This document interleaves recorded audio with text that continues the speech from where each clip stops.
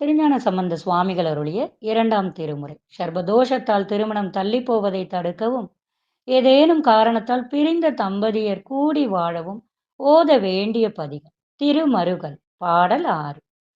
பலரும் பரவ படுவாய் சடைமேல் மலரும் பீரை ஒன்று உடையாய் மருகல் புலரும் தனையும் துயிலால் புடை போந்து அலரும் பாடுமோ அடியால் இவளே. பாடலின் பொருள்.